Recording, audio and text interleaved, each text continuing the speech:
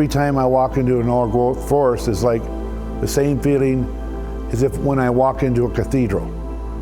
There's an automatic reverence. There's a feeling that these are much bigger, much older, and even wiser than I am. David Milarch is on a mission to show the world the wonder of trees. His nonprofit, Archangel Ancient Tree Archive, searches out the world's most iconic trees and clones them using their DNA. The aim is to create a living library of old-growth tree genetics so future scientists can study their benefits. So far, his organization claims to have cloned more than 100 champions, the largest and oldest specimens of a particular tree species. But he says no matter where he goes, one tree stands above the rest. Everywhere we go, people love their trees, especially the trees that grow in their area. But there's only one tree that seems to be magical and universal in that magic and their appeal and their draw. Everybody wants to know about the redwoods. The redwoods are the tallest trees on Earth. They can grow to more than 115 meters tall and live for more than 2 millennia.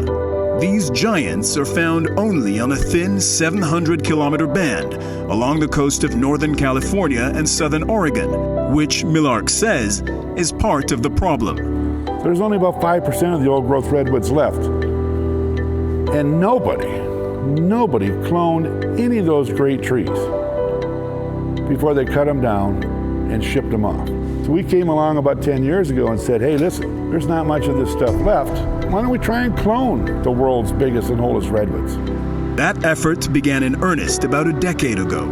In the beginning, there was widespread doubt that a 2,500-year-old tree could even be cloned. After several failures, Milarch and his son Jake realized they would need to go further and higher than others had gone before.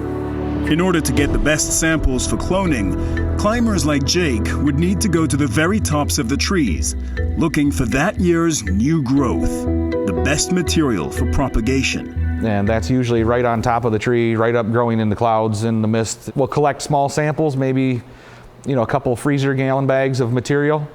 Then we'll take that back to our laboratory, whether it be grafting, tissue culture, or vegetative propagation.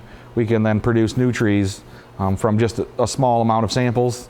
The work to propagate the new trees takes place far away, in a tiny village more than 4,000 kilometers from where the samples were taken. This old converted warehouse in Copemish, Michigan, has become home to thousands of redwoods and other champion tree species, thanks to a process known as tissue culture. Tissue culture is a micropropagation technique that involves exposing plant tissue to a specific regimen of nutrients, hormones, and light under sterile conditions. Scientists are able to quickly produce thousands of new plants, each an exact copy of the original. The plants grow in a climate-controlled environment, with the team ensuring they get the proper amount of heat, light, and moisture. I know it'll be hard for you to imagine, but I'm holding a 1,000-year-old coast redwood. It's thought the redwoods first appeared more than 200 million years ago. But it's only in the last 200 years or so that persistent logging and the mounting effects of climate change have put the future survival of the giant trees in jeopardy. That forced Milarch and his team, comprised largely of volunteers, to come up with a bold idea, embarking on a new project to move the redwood forests to a more suitable climate through a plan he calls assisted migration. We're cloning trees, preserving the genetics, and we're sending these out, shipping these out, and we're starting to rebuild the first old-growth forest in the history of the world. The plan includes enlisting an army of volunteers around the world to help plant these magnificent trees and give them a better chance at long-term survival. The global pandemic has slowed down their ambitious plans a bit, but Milarch remains adamant, though he admits he is going to need help. We know that redwoods thrive in Chile.